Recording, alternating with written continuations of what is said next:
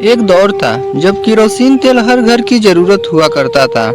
ना ये कोई लग्जरी था और ना ही कोई विकल्प, ये तो हर घर की सांस था। उस जमाने में जब किसी के घर से हल्की सी केरोसिन की महक आती थी तो लगता था हाँ कोई घर जागा है, कोई रसोई में है या कोई पढ़ाई कर रहा है या कोई दादी कहानी सुना रही है। क्योंकि लालटेन डिबरी या कोई लकड़ी में तेल डाल के जला रहा होता तो केरोसिन की सुगंध आ ही जाता।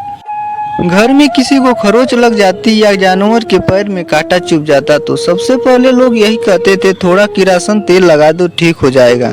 रसोई में माँ लकड़ी और उपलों के साथ जब मिट्टी के चूल्हे को सुलगाती थी तो केरोसिन तेल की एक ढक्कन काफी होती थी आग पकड़ाने के लिए। और फिर उसी आग में बनती थी गरम गरम रोटियां जिसके चारों ओर बैठकर पूरा परिवार खाता।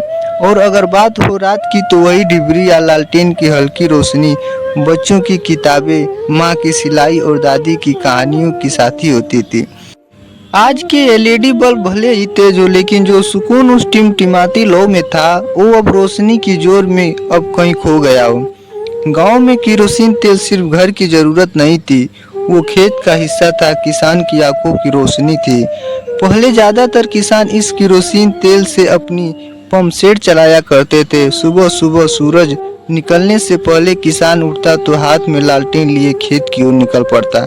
चारों ओर अंधेरा होता, ठंडी हवा चल रही होती, पर उस झिलमिलाती रोशनी में किसान के कदम नहीं रुकते। सर्दियों की रातों में जब खेत की रखवाली होती तो वही लालटेन एक कोने में टंगी होती।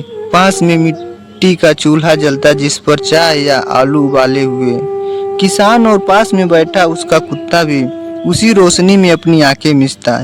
जब बिजली चली जाती थी तो ट्रैक्टर की मरम्मत से लेकर पशुओं को चारा डालने तक हर काम लालटेन या डिबरी की रोशनी में होता।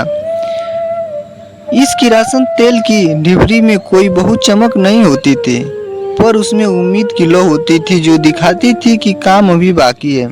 आज जब हम स्मार्टफोन की टार्च जलाकर राह ढूंढते हैं तो शायद हम ये भूल जाते हैं कि एक दौर था जब उस पीली सी लौ में न सिर्फ रास्ता दिखता था बल्कि जिंदगी भी चलती थी। अब गांव-गांव में बिजली है, सोलर लाइट है, टार्च वाली मोबाइल है, लेकिन उस एक डिबरी में जो अपनापन था वो कहीं नहीं।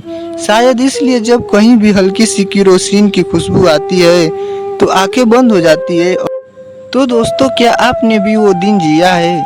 हमें कमेंट करके ज़रूर बताएं। और आपके एक सब्सक्राइब करने से हमें ऐसे ही वीडियो बनाने में मदद मिलती है। तो मेरे इस चैनल को सब्सक्राइब करना ना भूलें और मेरे इस वीडियो को देखने के लिए आपका दिल से धन्यवाद।